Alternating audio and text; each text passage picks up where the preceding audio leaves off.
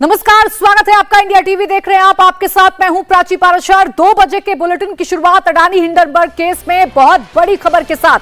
Supreme court की expert committee की जांच रिपोर्ट से बड़ा खुलासा हुआ है। जांच कमेटी की रिपोर्ट में अडानी के खिलाफ सबूत नहीं मिले हैं। रिपोर्ट में कहा गया है कि शेयर की कीमत में मैनिपुलेशन के कोई सबूत नहीं मिले हैं। जांच कमेटी ने सेबी की 4 रिपोर्ट्स का हवाला दिया है। यह रिपोर्ट सुप्रीम कोर्ट में जमा की गई है। जांच रिपोर्ट ने कहा है कि अडानी ग्रुप ने स्टॉक एक्सचेंज को सभी जरूरी जानकारियां दी थी। ग्रुप के शेयर पहले से ही एडिशनल सर्विलांस मेजर्स की निगरानी में थे। तो ये बड़ी खबर आपको बता दें, अडानी को लेकर जिस तरीके का सियासी संग्राम देश में देखने को मिला, अडानी पर हिंडनबर्ग की एक रिपोर्ट के बाद कई सवाल खड़े हुए। सुप्रीम कोर्ट में मामला गया, जांच कमेटी बनी और अब जो रिपोर्ट सौंपी गई है उसके मुताबिक ये सबसे बड़ा खुलासा हो रहा है कि किसी भी तरीके का कोई भी मैनिपुलेशन नहीं मिला है। यानी जो आरोप अडानी पर लग रहे थे वो तमाम आरोप फिलहाल निराधार साबित हो रहे हैं। अडानी के खिलाफ कोई भी जो सबूत है वो नहीं मिला है। बड़ी खबर आपको बता रहे हैं, किसी भी हेरा फेरी का भी कोई सबूत नहीं मिला है। जांच कमेटी की रिपोर्ट में साफ तौर पर यह कहा गया है कि किसी भी तरीके का कोई भी मैनिपुलेशन नहीं है। सेबी ने अडानी पर 4 अपनी रिपोर्ट दी हैं और उन्हीं रिपोर्ट के आधार पर यह सामने आया है कि किसी भी तरीके की कोई भी हेराफेरी नहीं की गई है, किसी भी तरीके का कोई भी फ्रॉड नहीं किया गया है।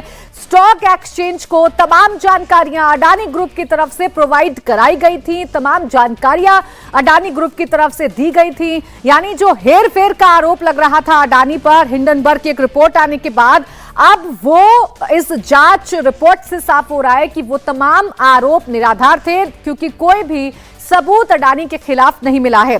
अडानी पर सुप्रीम कोर्ट की रिपोर्ट में 3 मुख्य बातें हैं जो अडानी ग्रुप को राहत देने वाली हैं। आपको बताते हैं, सुप्रीम कोर्ट की बनाई कमेटी ने साफ साफ कह दिया है कि नियम कानून तोड़े जाने का कोई सबूत नहीं मिला है। शेयर की कीमतों में कभी कोई हेरफेर के सबूत भी नहीं मिले हैं। सेबी ने भी ईडी को जो रिपोर्ट दी है उसमें अडानी ग्रुप पर कोई आरोप नहीं लगाया गया है।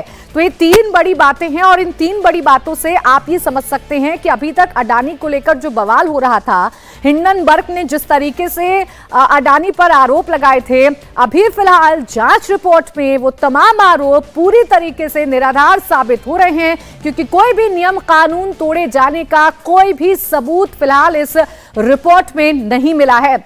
निर्णय कपूर मेरे सहयोगी इस वक्त जुड़ गए इस बड़ी खबर पर ज्यादा जानकारी के साथ। निर्णय, एक बहुत बड़ा आरोप अडानी ग्रुप पर लगाया जा रहा था, लगातार सवाल पूछे जा रहे थे कि आखिर अडानी हेरफेर कैसे कर रहे हैं, लेकिन अभी जो रिपोर्ट आई है उसमें दूध का दूध और पानी का पानी साफ हो गया है और साफ तौर पर कोई भी सबूत उनके खिलाफ अभी तक तो नहीं मिले हैं।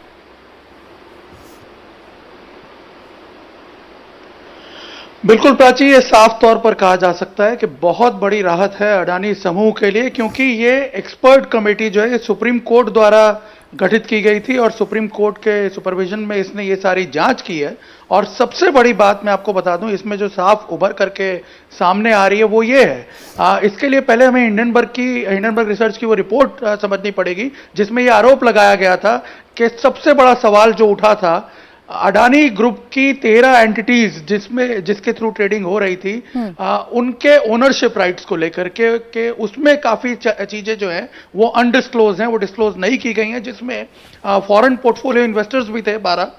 और आपने देखा होगा ये रिपोर्ट आने से पहले, कुछ दिन पहले, मॉरिशस के जो कि मॉरिशस की शेल कंपनीज बताई जा रही थी, मॉरिशस के मिनिस्टर ने खुद क्लैरिफाई किया था अपनी संसद में कि ऐसी कोई शेल कंपनीज मॉरिशस में एग्जिस्ट नहीं करती। और आज इस रिपोर्ट में भी ये बात साफ तौर पर निकल करके सामने आ रही है, जिसमें ये कहा गया है कि ये जो तमाम एंटिटीज हैं, इन सब ने सारे जो मैंडेटरी डिस्क्लोजर्स हैं वो किए हुए हैं। सेबी ने इसकी बाकायदा जांच भी की है, तो उसमें भी उसे कुछ नहीं मिला था इस बारे में।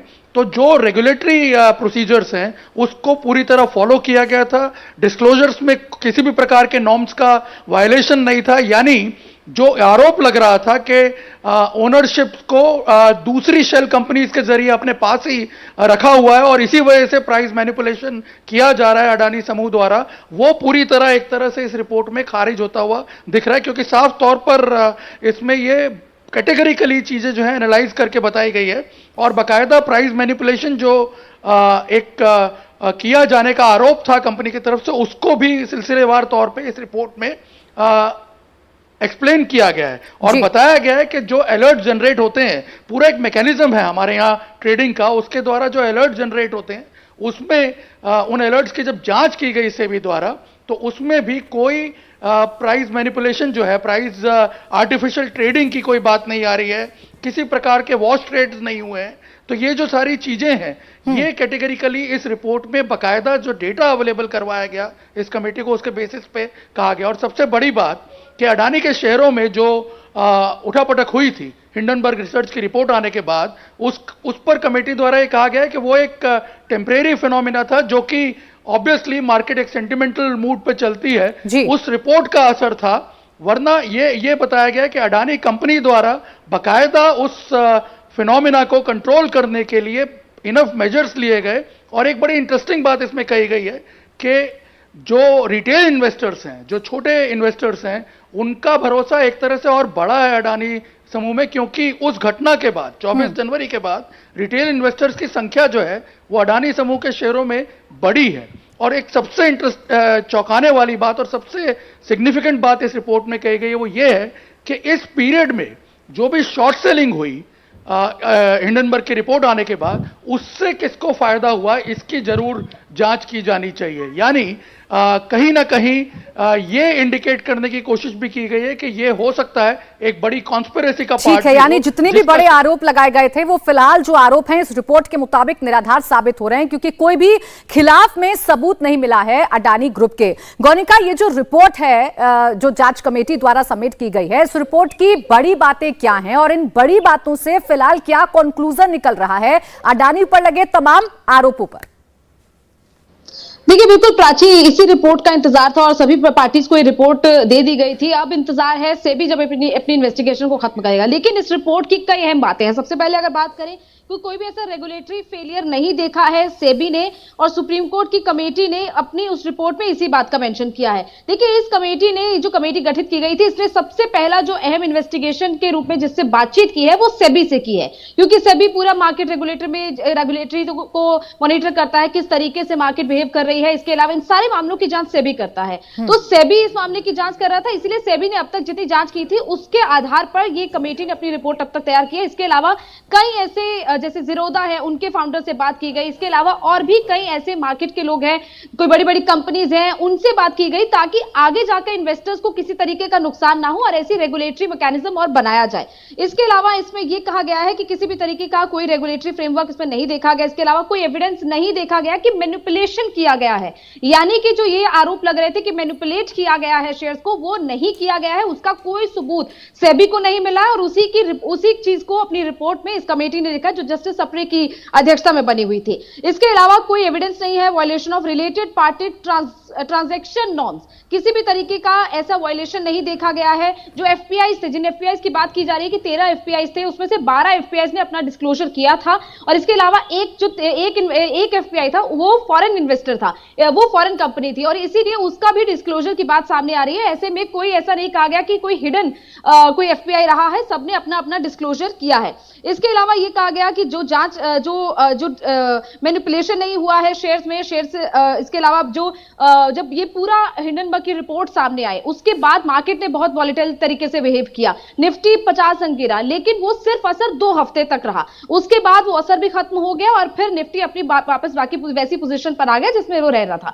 तो ये सारी चीजें इस कमेटी की रिपोर्ट में सामने आई है और ये कमेटी ने बिल्कुल डीप जाकर इन्वेस्टिगेशन किया है। 2 महीने का वक्त दिया गया था, 2 महीने में इस कमेटी ने अपनी रिपोर्ट सबमिट की है। 178 पेज की रिपोर्ट बनाई गई है। सेबी, हालांकि सेबी को लेकर सजेशंस किए गए कि सेबी को एक टाइम फ्रेम बनाना चाहिए जिसमें वो अपनी इन्वेस्टिगेशन कर पाए, जिसमें वो सारी चीजों को लेकर जांच कर पाए, वो जरूर सजेशंस दिए गए हैं। इसके अलावा और भी कई सजेशंस दिए गए हैं कि जो छोटे इन्वेस्टर्स आते हैं उनके लिए क्या किया जाए, क्योंकि अब ऐसी मार्केट ऐसी सिचुएशन में नहीं रही है कि सिर्फ बड़े इन्वेस्टर्स मार्केट में इन्वेस्टमेंट करते हैं। कई ऐसे लोग हैं जो छोटे, जिनकी इनकम कम है लेकिन उसके बावजूद वो मार्केट में इन्वेस्ट करते हैं। उन लोगों के हितों का कैसे ध्यान रखा जाए, इसके लिए उन्होंने अलग अलग कंपनियों से बात की है, सेबी से उस बारे में बात की है। तो इन चीजों को लेकर भी सजेशंस इस रिपोर्ट ठीक है, यानी गोनिका अभी जो सबसे बड़ी बात है इस रिपोर्ट से निकल कर आ रही है वो ये कि किसी भी तरीके का कोई मैनिपुलेशन नहीं किया गया है। जो आरोप लगाए जा रहे थे, जो हेराफेरी के आरोप लगाए जा रहे थे, वो हेराफेरी अडानी ग्रुप की तरफ से नहीं की गई है। फिलहाल इस जांच रिपोर्ट से ये तो साफ हो रहा है।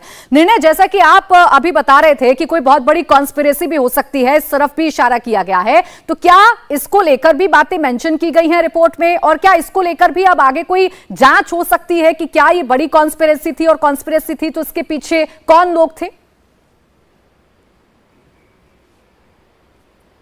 देखिए, ये तो डिटेल में नहीं दिया गया, लेकिन जो पॉइंट मेंशन किए गए हैं रिपोर्ट में, उसमें एक बड़ा इंपॉर्टेंट जो पहलू निकल करके सामने आ रहा है। इसमें साफ तौर पर यह कहा गया है, जब प्राइस मैनिपुलेशन के बारे में चर्चा की गई है सेबी सुप्रीम कोर्ट की इस कमेटी द्वारा, उसमें साफ तौर पर यह लिखा है कि there were short selling profit made by entities after Hindenburg report which needs to be probed.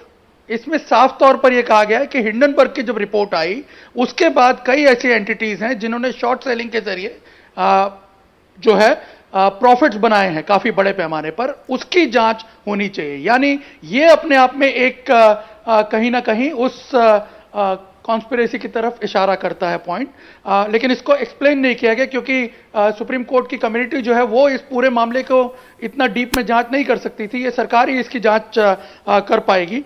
लेकिन मैं आपको बता दूं कि इसके साथ साथ जब कमेटी ये कह रही है कि जो बेनिफिशियल्स हैं, जो ओनर बेनिफिशियल्स हैं इस कंपनी के, उन सबका जो डिस्क्लोजर किया गया है कंपनी द्वारा, उसको सेबी ने रिजेक्ट नहीं किया है, सेबी ने एक्सेप्ट किया है। साथ ही जो इल्ज़ाम लग रहे थे कंपनी पे हिंडनबर्ग रिपोर्ट की के बाद कि एक तरह से बहुत सारी चीज़ें जो हैं वो कंपनी की तरफ से छुपाई गई हैं, अपने जो ओनर्स हैं उनकी एंटिटीज़ को छुपाया गया है, उनकी आइडेंटिटीज़ को छुपाया गया है, और गलत तरीके से प्राइस मैनिपुलेट करके जो प्रॉफिट्स हैं वो कंपनी अपने नाम पे कर रही है इलीगल तरीके से। वो सारी बातें जो हैं वो क्लियरली खारिज यानी जो सवाल पूछे जा रहे थे, जिस तरीके का एक नैरेटिव गढ़ा जा रहा था, उन सवालों के जवाब भी इस जांच रिपोर्ट से मिल रहे हैं, और कहीं ना कहीं इस नैरेटिव को भी झटका लग रहा है जो अडानी के बहाने केंद्र सरकार को घेरने की भी कोशिश की जा रही थी।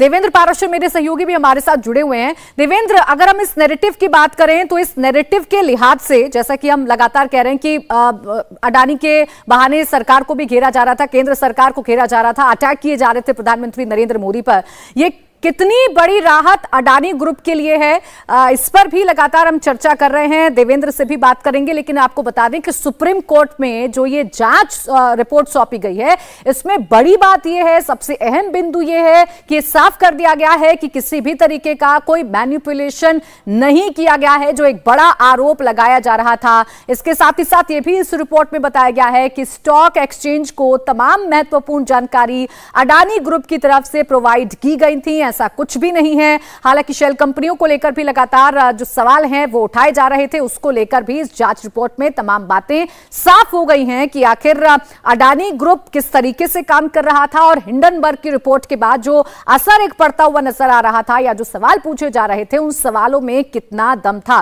गोनिका, जो सबसे बड़ी बात है, जैसा कि आप भी बता रही हैं और निर्णय भी बता रहे हैं, कि इस जांच रिपोर्ट से कम ये तो साफ हो गया कि जो हिंडनबर्ग कर रहा था वो एक आप कह सकते हैं कि एजेंडा था, आप ये कह सकते हैं कि पूरी तरीके से बदनाम करने की कोशिश की जा रही थी, और एक बड़ी राहत के तौर पर देखा जा सकता है अडानी ग्रुप को।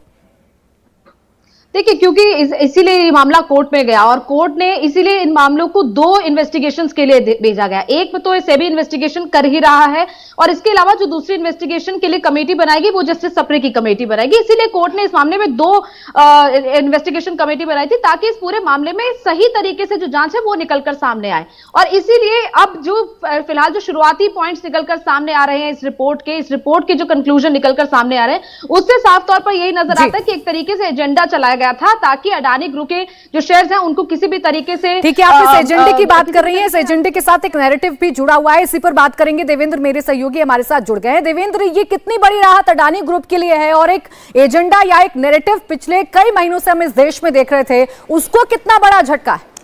देखिए, अडानी ग्रुप से ज्यादा इंपॉर्टेंट ये है कि सेबी को लेके जिस प्रकार से आरोप लगाए जा रहे थे, और सेबी के सहारे, जो कि security exchange board of India, यानी कि उसके सहारे गवर्नमेंट के ऊपर जिस प्रकार का अटैक किया जा रहा था, इस कमेटी की अगर रिपोर्ट को देखें तो वो आपको बहुत सतही लगेगा, बिल्कुल छिछला लगेगा, वो फैक्ट्स के करीब नहीं लगेगा। कम से कम कमेटी के रिपोर्ट से ये सीधे सीधे ये बात समझ में आ रही है, जैसे नो रेगुलेटरी फेल्योर। कमेटी का ये मानना है, जो पैनल है उसका ये कहना है कि रेगुलेटरी फेल्योर नहीं है, मतलब सेबी के तरफ से कोई गलती नहीं हुई है। No regulatory failure as far as price manipulation is concern, यानी कि जिस प्राइस मैनिपुलेशन का जो आरोप लगाया जाता था वो प्राइस मैनिपुलेशन के लिए सेबी ने उसका रेगुलेशन नहीं किया। इस आरोप में कोई दम नहीं है, कोई तर्क, कोई तथ्य नजर नहीं आ रहा है इस कमेटी के रिपोर्ट से। हाँ, इतना जरूर कहा गया है कि there has to be a coherent enforcement policy, यानी कि एक इन्फोर्समेंट पॉलिसी कोहेरेंट यानी कि उसके साथ होना चाहिए, ये जरूर कहा गया है। लेकिन ये बिल्कुल ही नहीं कहा गया है कि कोई रेगुलेटरी फेल्योर था प्राइस मैनिपुलेशन को लेके। तो prima facie no regulatory failure on part of SEBI, अब सुप्रीम कोर्ट की ये कमेटी कह रही है, तो उससे आप अंदाजा लगा सकती हैं कि किस प्रकार से जो नैरेटिव, एक पॉलिटिकल नैरेटिव चलाने की कोशिश की जा रही थी कि एक जानबूझ के मदद की गई है, अपने मित्रों को फायदा पहुंचाने की मदद की जा रही है। जैसा कि कांग्रेस पार्टी के नेता राहुल गांधी बार बार इस बात को कह रहे हैं, और न सिर्फ कह रहे हैं बल्कि कांग्रेस पार्टी के आप पूरे कैंपेन को देखें, लगभग प्रतिदिन उनका कोई ना कोई मॉर्फ वीडियो उस ग्रुप के सहारे करके डाला जाता है और उसके सहारे केंद्र सरकार पर हमला किया जाता है। उन सारी चीज़ों को इस कमेटी के रिपोर्ट के आधार पर अगर आकलन करें तो बिल्कुल भी भ्रामक, बिल्कुल भी एकदम से तथ्यहीन नजर आएंगे। और निश्चित तौर पे उस लिहाज से एक बड़ी राहत की बात कह सकती हैं आप, उस नैरेटिव को जो चलाने की कोशिश की जा रही थी उसके खिलाफ निश्चित तौर पे एक बड़ी राहत है जो कि तथ्यों पर आधारित है। और सुप्रीम कोर्ट का पैनल उस कमेटी की रिपोर्ट अगर इन सारी चीज़ों का जिक्र कर रही है तो अंदाजा लगाया जा सकता है कि आगे आने वाले दिनों में किस प्रकार से सत्ता पक्ष की तरफ से भी उसका जवाब दिया जाएगा। जैसे राफेल के मामले में भी आपको ध्यान होगा कि किस प्रकार से राफेल मामले को लेकर बहुत सारे आरोप लगाए गए थे और लगातार एक माहौल बनाने की कोशिश की गई थी। पिछले लोकसभा चुनाव में पूरा का पूरा जो कैंपेन था कांग्रेस पार्टी का वो इसके इर्द गिर्द ही बुना गया था, चौकीदार का एक नारा गढ़ा गया था। लेकिन वहाँ भी सुप्रीम कोर्ट में उन सारे तथ्यों की जब पड़ताल की गई तो सुप्रीम कोर्ट ने उसमें एकदम से क्लीन चिट दिया था और एक बार फिर से अभी का जो नैरेटिव है उसको ज़बरदस्त तरीके से काउंटर करने के लिए सुप्रीम कोर्ट का जो पैनल है, उस कमेटी की जो रिपोर्ट है, उसमें जिस प्रकार से सेबी के पार्ट पर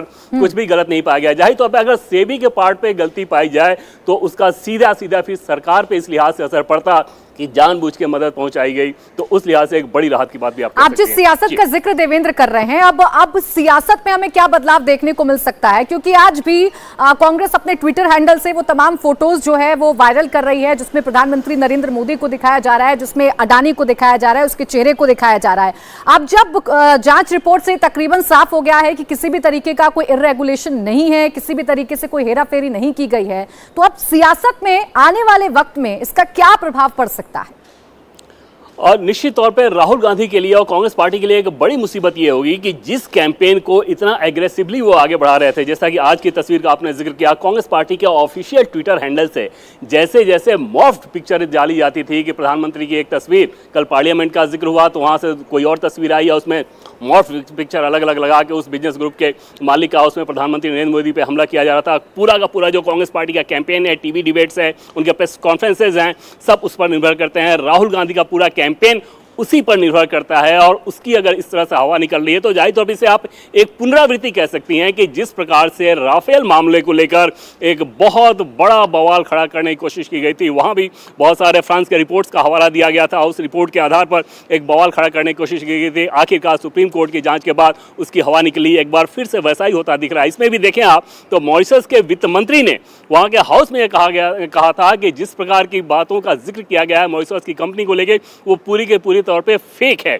वहां के हाउस में वहां के वित्त मंत्री ने कहा, ये कोई बीजेपी के या भारत की सरकार के किसी प्रतिनिधि का बयान नहीं था। इन सारी चीजों को अगर दरकिनार करके एक नैरेटिव गढ़ने की कोशिश की गई थी और उस समय लगातार उस बिजनेस हाउस के सहारे पीएम मोदी पे सीधे सीधे अटैक किया जा रहा था, वहाँ निश्चित तौर पे अब बीजेपी के पास, सत्ता पक्ष के पास भी एक ज़बरदस्त पलटवार करने का मौका ये रहेगा कि सुप्रीम कोर्ट की कमेटी के रिपोर्ट में अगर सेबी के पार्ट पर कोई इरेगुलरिटीज़ नहीं पाई जाती है तो फिर उसके आधार पे आप कैसे आरोप लगा रहे थे जाहिर तौर पे उन आरोपों की हवा जरूर निकल गई जो अब तक लगाए जा रहे हैं, ऐसा समझ में आ रहा है। जी। बिल्कुल, यानी जो केंद्र सरकार को घेरने की कोशिश की जा रही थी, अब उस प्रोपेगेंडा को लेकर, उस एजेंडे को लेकर कहीं ना कहीं कांग्रेस जो है वो बैकफुट पर आएगी। हालांकि देखने वाली बात है कि कांग्रेस अब अगला रिएक्शन इस पर क्या देती है। लेकिन निर्णय जैसा अभी देवेंद्र बता रहे थे कि देखिए साफ तौर पर अब ये एक प्रोपेगेंडा ही साबित हो रहा है और एक जो एजेंडा चलाने की कोशिश की जा रही थी, सभी के बहाने केंद्र सरकार को घेरने की कोशिश की जा रही थी, सीधा सीधा अटैक प्रधानमंत्री नरेंद्र मोदी पर किया जा रहा था,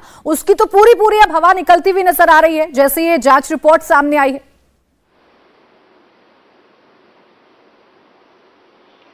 बिल्कुल, देखिए जो विपक्ष का प्रचार था वो एक नैरेटिव के आधार पर था, अपना एक नैरेटिव वो घड़ रहे थे हिंडनबर्ग रिपोर्ट के आधार पर। यदि आप राहुल गांधी की स्पीच भी सुने जो पार्लियामेंट में उन्होंने दी थी, वो सब तमाम वही पॉइंट्स थे जो हिंडनबर्ग रिसर्च की रिपोर्ट में थे। और वो हिंडनबर्ग रिसर्च की रिपोर्ट कितनी फैक्चुअल उसमें एरर्स थे, ये सुप्रीम कोर्ट की जो कमेटी है उसकी जांच में साफ तौर पर एस्टेब्लिश हो रहा है। बहुत कैटेगरिकली अगर इस रिपोर्ट को आप पढ़ें, बहुत सिलसिलेवार तरीके से एक एक चीज को एक्सप्लेन किया गया है इसके अंदर। अगर आप देखें सेबी का जो पूरा मैकेनिज्म है प्राइस रेगुलेशन के लिए, उसमें जिस तरह से जो प्रोसीजर अडॉप्ट किए जाते हैं उसको पहले एक्सप्लेन किया गया है। जैसे कि मान लीजिए कोई भी अनयूजुअल ट्रेडिंग होती है या तो कोई बहुत ज्यादा वॉल्यूम में शेयर खरीदे जाते हैं या बेचे जाते हैं तो तुरंत अलर्ट जनरेट होते हैं। ऐसा एक सिस्टम सेबी ने डेवलप किया हुआ है और उसमें बाकायदा बताया गया है कि करीब 849 अलर्ट जो हैं वो जनरेट हुए थे अडानी के रिलेटेड जो ट्रेड्स हैं, और उन सबके अलग अलग पीरियड में जांच की गई। करीब 4 पीरियड्स जो हैं उसको मेंशन किया गया है। और इंटरेस्टिंग बात यह है कि उसमें बताया गया है कि कहीं पे भी ऐसा कोई भी अनयूजुअल फिनोमिना जो है वो सेबी ने रिकॉर्ड नहीं किया है या उसके सिस्टम में कहीं से भी रिकॉर्ड नहीं हुआ है। यानी एक बात तो ये प्रूव हो जाती है कि कोई प्राइस मैनिपुलेशन अडानी की तरफ से एटलीस्ट नहीं किया गया है। और दूसरी सबसे बड़ी बात, प्राइस मैनिपुलेशन का एक जो सबसे बड़ा तरीका होता है जो कि विपक्ष बार बार इल्जाम भी लगा रहा है अडानी पे से हिंडनबर्ग रिपोर्ट के आने के बाद, वो ये है कि ओनरशिप का प्रॉपर डिस्क्लोजर नहीं किया गया। कंपनी की जो नेचुरल होल्डिंग होती है 75% की, उसके अलावा जो 25% ओनर्स हैं वो फेक ओनर्स हैं जो कि अडानी के ही फेक एंटिटीज हो सकते हैं और उसके आधार पे सारा प्रॉफिट अडानी ग्रुप में जा रहा है और वो बड़ी आसानी से प्राइस को मैनिपुलेट कर पाते थे। इस बात को भी रिपोर्ट ने पूरी तरह खारिज किया है। मॉरिशस के फाइनेंस मिनिस्टर ने खुद अपनी संसद में इस बात को कहा था और आज रिपोर्ट में भी इस बात को पूरी तरह खारिज किया गया है और बाकायदा बताया गया है कि जो डिस्क्लोजर्स किए गए इन एंटिटीज द्वारा जो क्वेश्चन में है, जिनकी से अभी जांच भी कर रही है 2020 से, उन तमाम डिस्क्लोजर्स को जो नेचुरल ओनरशिप राइट्स हैं उनको सेबी ने एक्सेप्ट किया है, रिजेक्ट नहीं किया। ये सबसे बड़ी बात है। यानी जो कंपनी के ऊपर इल्जाम लग रहा है कि वो इस तरह से प्राइस मैनिपुलेशन कर रही है और रेगुलेटरी एजेंसीज जो हैं वो उसे सपोर्ट कर रही हैं, ये बात पूरी तरह खारिज हो जाती है। यानी विपक्ष का जो नैरेटिव है जो कि कुछ फेक डिस्क्लोजर्स के आधार पे बनाया गया था हिंडनबर्ग रिपोर्ट के आधार पे, वो पूरी तरह यहां पे खारिज हो जाता है। यानी बिल्कुल प्राइस मैनिपुलेशन नहीं हुआ है तो विपक्ष के तमाम जो आरोप हैं वो निराधार साबित होते हैं। और फिलहाल जिस तरीके का आक्रामक कैंपेन कांग्रेस की तरफ से किया जा रहा था, रोज नए नए फोटो ट्वीट किए जा रहे थे, अब देखने वाली बात है कि उस पर अब कांग्रेस क्या स्टैंड लेती है, क्योंकि फिलहाल तो बैकफुट पर जाता हुआ विपक्ष नजर आ रहा है। बहुत शुक्रिया आप तीनों का हमारे साथ जुड़ने के लिए, तमाम जानकारी देने के लिए। इंडिया टीवी हर वक्त हर जगह डाउनलोड करने के लिए सर्च करें India TV news Google play store या ऐप स्टोर पर।